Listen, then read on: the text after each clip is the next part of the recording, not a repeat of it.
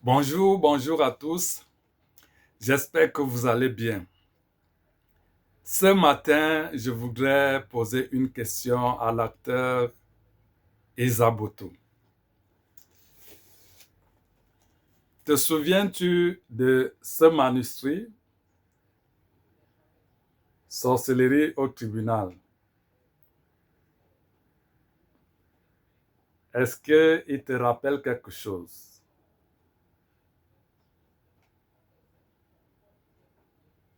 Sorcellerie au tribunal.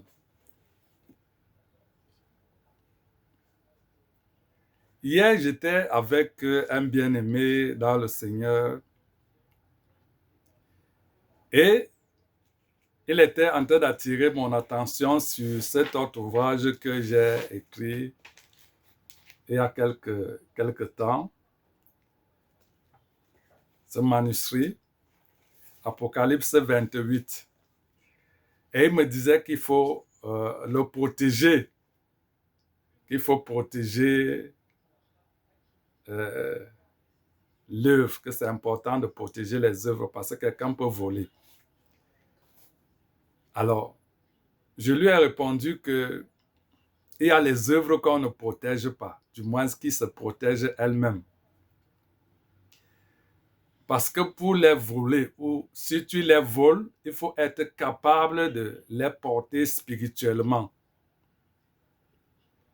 Il faut être capable de les porter également intellectuellement. Et en parlant, je me suis rappelé de toi, de mon ami Esaboto.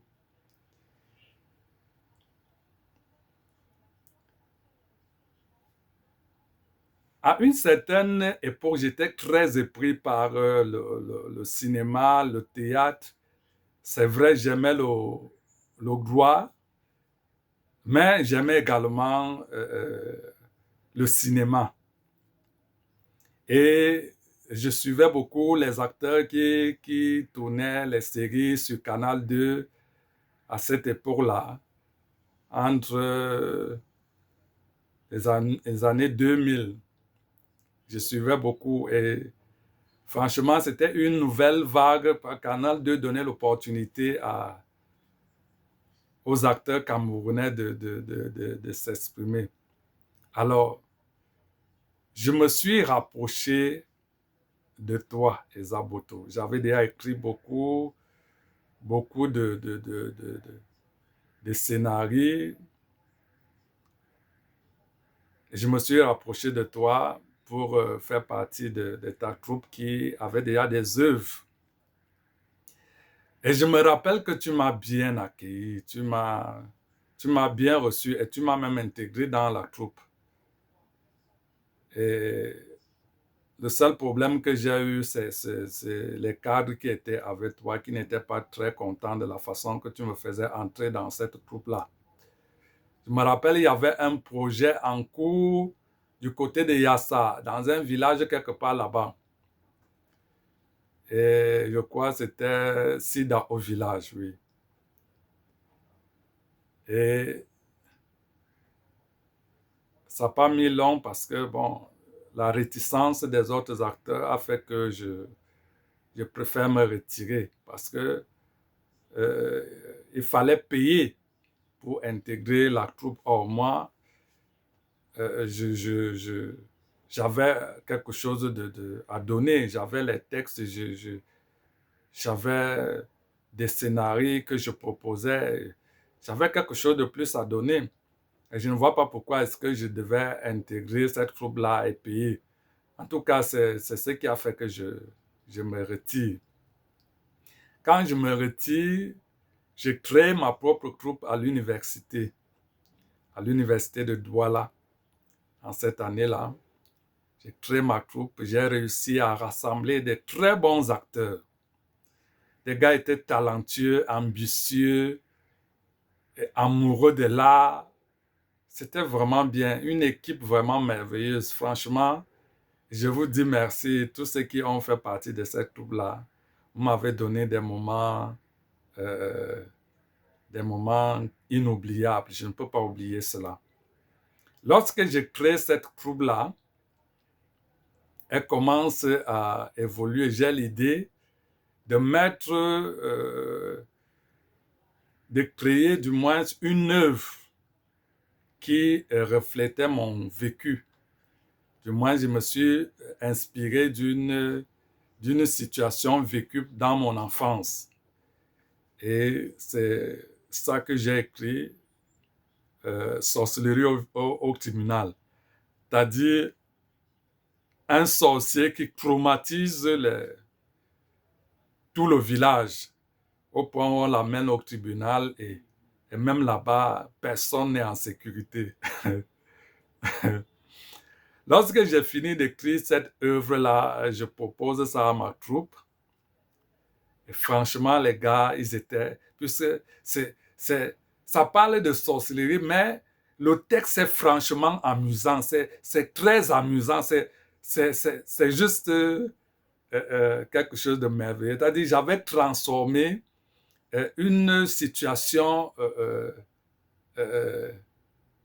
difficile, c'est-à-dire une situation criminelle, parce que la sorcellerie, c'est de la criminalité, à quelque chose d'amusant, franchement de merveilleux. Et les gars ont très bien accueilli le projet là. Et nous avons tourné dans le gymnase. C'était notre première prestation publique. Et c'était une réussite. Les gars ont joué. C'était merveilleux. Il fallait voir le public. Et nous avons également joué à la prison de Newbell. Les sceptiques étaient conquis. C'était merveilleux. Les gars, ils me rendaient l'œuvre telle que je l'avais imaginée. Ils me reproduisaient l'œuvre telle que je l'avais dans ma tête. Et particulièrement, c'est lui qui jouait le rôle du sorcier. Ce gars, il le faisait de façon impeccable. C'est-à-dire, le sorcier est comme nous. C'est-à-dire, il n'a pas une apparence particulière qui effraie. Non. Il reproduisait le texte tel que je l'imaginais. Ça faisait peur et ça faisait rire. Et lorsque les gars ont vu le succès que ça donnait, les gars ont proposé de faire une série télévisée. Et nous n'avions pas les moyens. Il faut dire que lorsque les gars commencent à tourner, l'engouement fait que le président de la faculté des sciences juridiques de l'époque me propose donc la commission culturelle. C'est-à-dire, il a créé toute une commission culturelle au sein de la FSJP. Et cette commission-là, dans laquelle j'étais justement président, pouvait également faire d'autres choses. On a commencé à faire d'autres choses comme le défilé de mode. Disons, c'était bien. Ça faisait rêver. Et les gars ont donc pensé qu'on était déjà des vedettes. Et justement, on était des vedettes. On était très recherchés, très admirés et tout. Et ils ont dit que non, maintenant, le niveau qu'il faut passer, c'est à la télé. Donc, reproduire l'œuvre à la télé. Bon, on n'a pas les moyens. Je me rappelle donc que j'ai un ami, Eza Boto. Je repars maintenant voir Eza Boto avec le manuscrit. Je lui explique le contenu du manuscrit et je lui donne même le manuscrit en question. Il a juste le temps de feuilleter. Il feuillette. Après, je lui avais donné, on était assis quelque part là, du côté de Niala là-bas, parce que c'est là-bas qu'il habitait. On s'est assis, j'ai acheté à boire, on a bu. Après, on s'est séparés. Il est revenu voir la troupe sur place. Les gars il a atterri là avec ses acteurs et franchement, ça a redonné l'envie aux gars de se mettre au travail. On a travaillé et on a pris un engagement avec lui. Il était question qu'il mette à notre disposition le matériel. Il devait nous suivre pour le tournage et tout. Et voilà, on prend rendez-vous pour le premier tournage. Sauf que le jour du premier tournage, là, jusqu'au matin, là, j'ai réussi à voir Eza Boto au téléphone. Il m'a rassuré qu'il sera là. Mais nous avons passé toute la journée sur le site de tournage. Eza Boto n'a même pas montré la tête. Son téléphone ne passait plus. Et je crois que son numéro, là, peut-être c'est mon numéro de téléphone qu'il avait bloqué. Ça ne passait plus. Et ça n'a plus jamais passé. Du moins, ce n'est pas mon numéro, parce que je n'ai pas essayé de l'appeler par un autre numéro. Alors, les gars frustrés, ils m'ont dit que peut-être que j'ai voulu faire le buzz et je les ai trompés, tout ça là. Ça nous a déstabilisés. Mais ce n'était pas encore la fin. La fin arrive lorsque, quelques mois après, alors que Eza Boto était sur une série à la télé dans laquelle il jouait le rôle d'un homme marié dont la femme ne fait pas les enfants. Donc, ils avaient un problème de fertilité et son couple était franchement en difficulté. C'était le rôle qu'il jouait. Et je pense même que c'était sa femme de l'époque qui jouait le rôle là. Alors, mes acteurs viennent me voir. Parce que la troupe est déjà déstabilisée, elle est presque inexistante encore. Ils viennent me voir et me disent que ils ont vu Eza Boto en train de jouer le rôle principal de la pièce théâtrale que nous lui avons proposé de tourner. Comment? Ils m'ont dit que j'ai vendu l'œuvre. Alors moi aussi, je suis allé m'asseoir pour voir et je me rends compte effectivement qu'il avait changé de rôle. Il est devenu justement le sorcier qui chromatisait le village. C'était la fin de la troupe théâtrale de l'université. C'était la fin parce que ces jeunes acteurs-là avaient été brisés. Ils avaient perdu confiance en moi. Ils se sont sentis trahis et l'ont manifesté. Tous se sont dispersés. Je ne pouvais pas me justifier, je ne pouvais pas me défendre. Mais ce que je voudrais te dire, parce que moi, j'ai pris ça avec beaucoup de fair play. Un peu comme quand les vendeurs de chaussures de Ndokoti m'avaient vendu une belle chaussure et après, à la maison, je me suis rendu compte que c'était une chaussure qu'ils ont pris que dans la boue.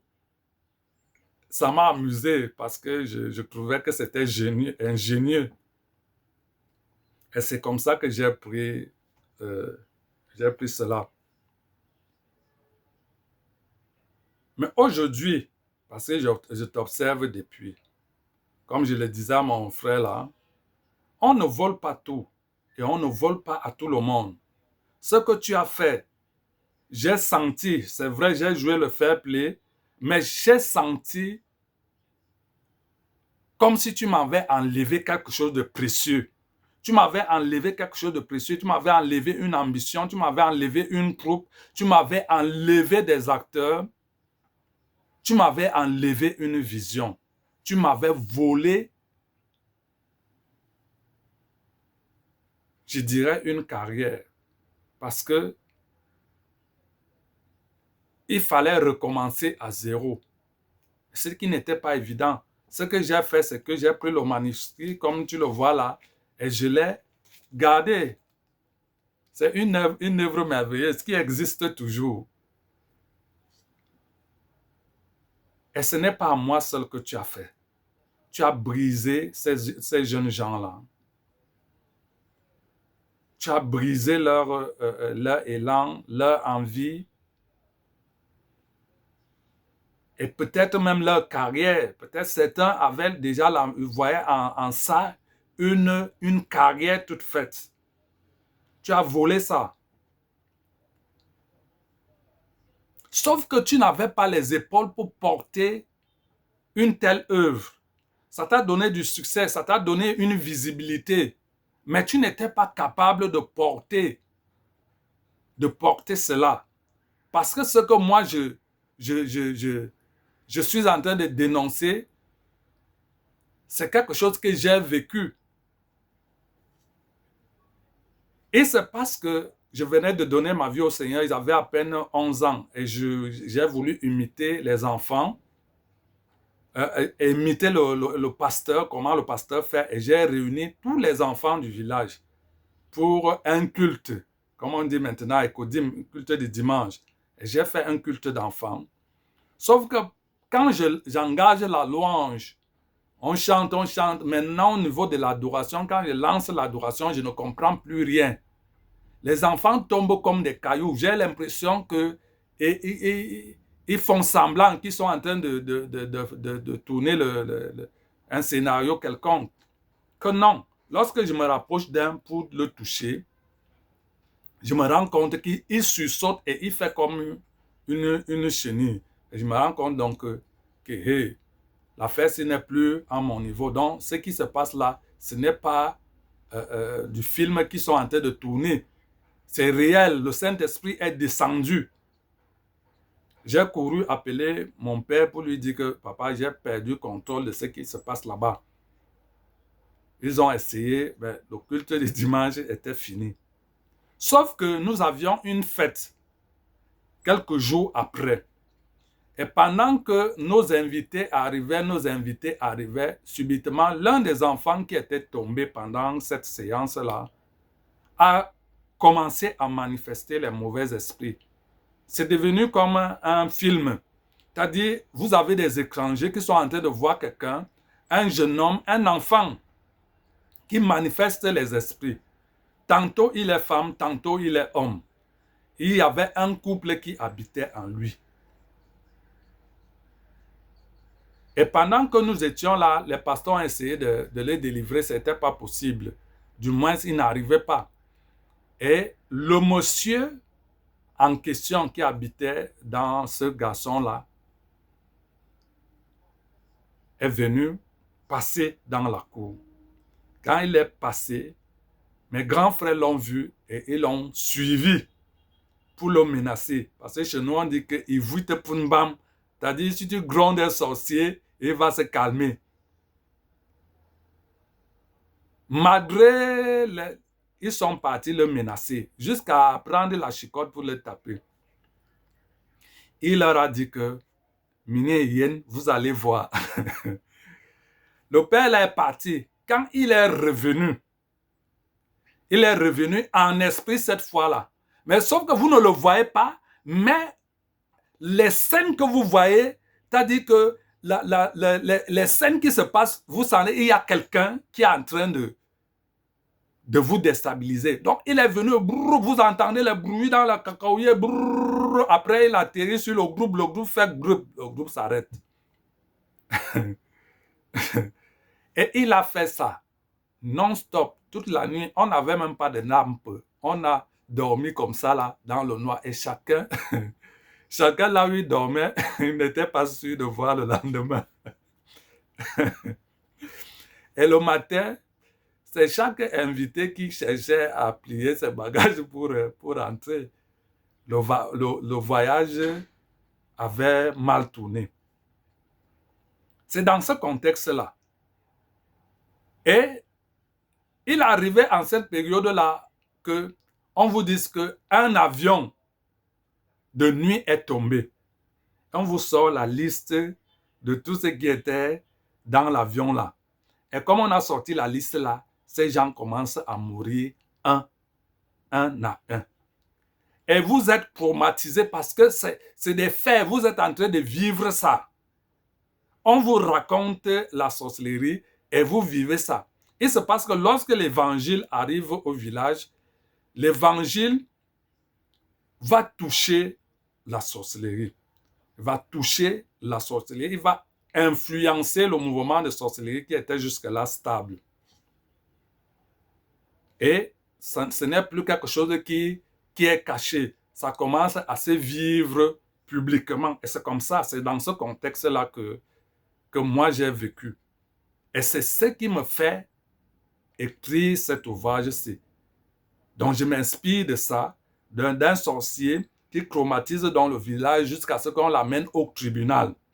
Et même au tribunal là-bas, personne n'est tranquille au village et même les juges, personne n'est tranquille. Ils mettent tout le monde mal à l'aise.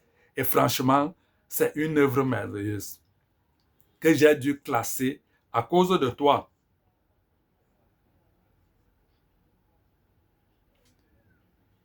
Mais comme je peux le dire et je peux le confirmer que la parole de Dieu dit toute chose concourt au bien de ceux qui aiment Dieu.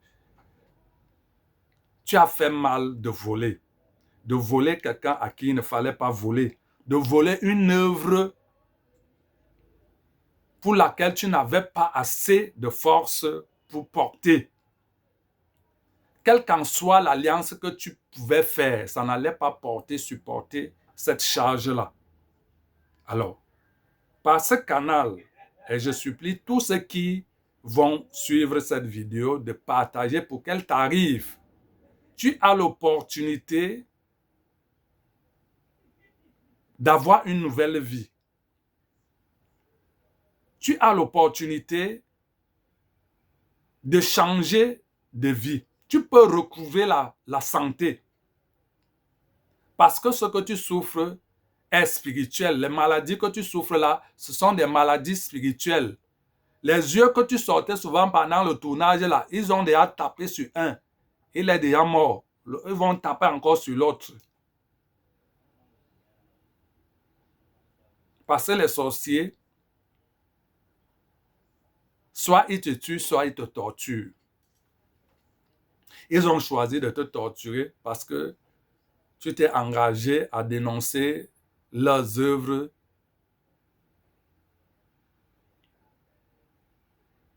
maladroitement et sans force.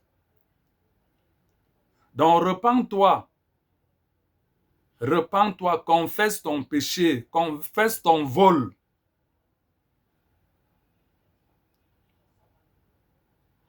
Et donne ta vie à Jésus-Christ. Prie, rapproche-toi d'un pasteur sérieux. Il prie pour toi et tu t'engages à changer de vie. Tu pourras avoir l'opportunité d'avoir une nouvelle vie qui sera un témoignage pour un grand nombre.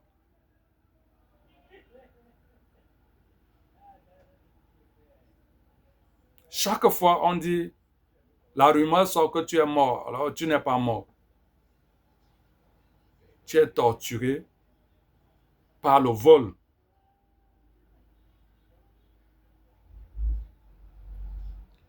Tout ce que tu as reçu au travers de cette œuvre-là, que ce soit l'argent, que ce soit quoi, les honneurs, une sorte de renommée, c'est les fruits du vol qui collent sur toi.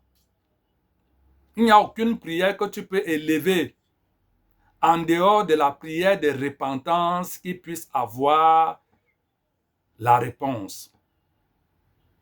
Tu n'es pas différent de quelqu'un qui prie dans une maison dans laquelle il vole le courant. C'est-à-dire qu'il prie sous une lumière qu'il vole.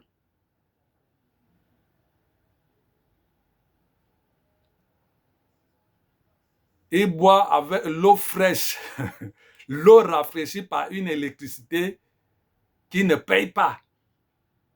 Tu n'es pas différent de cette personne-là. Alors, repens-toi. Et c'est l'occasion pour moi d'interpeller tous ceux-là qui sont en train de souffrir. Plusieurs, vous êtes nombreux, vous souffrez d'une maladie à cause d'un vol que vous aurez fait. Pas seulement le vol d'une œuvre. Il y a des gens que tu as volé seulement, même si c'est un bic. Ils sont juste doués de méchanceté. Ils paralysent ta vie.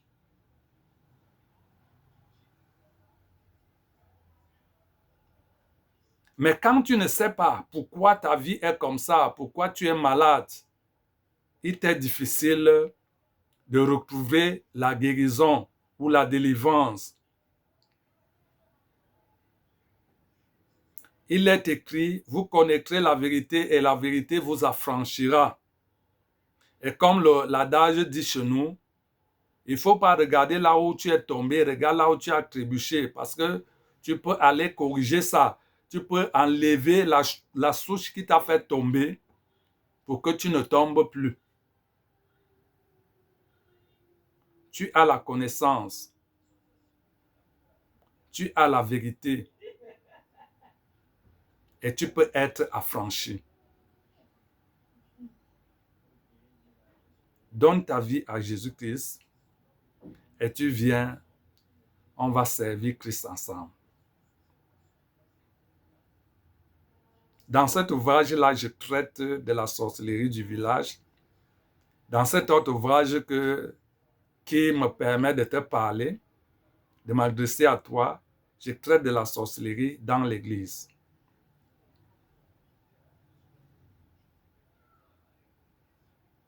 Ça veut dire que c'est un couloir que Dieu m'a permis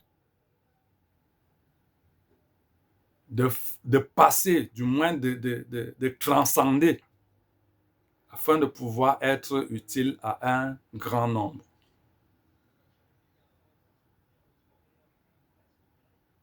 J'espère que tu vas recevoir ce message et j'espère que plusieurs en tireront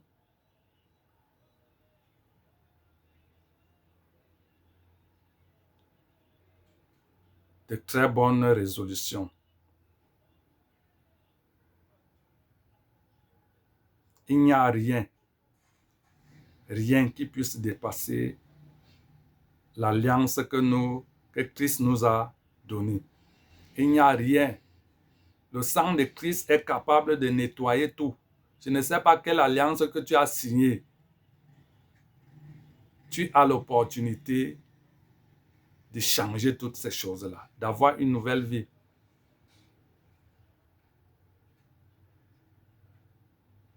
Le Seigneur Jésus-Christ donne la vie et il la donne en abondance. Donc, ne refuse pas la main que je suis en train de te tendre. Tu ne peux pas me rembourser ce que tu m'as pris, mais tu peux convertir ça en gagnant des âmes au Seigneur.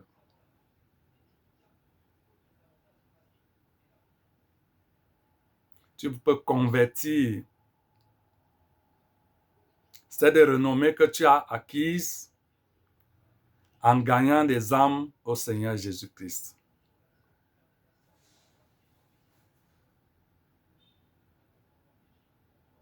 Merci.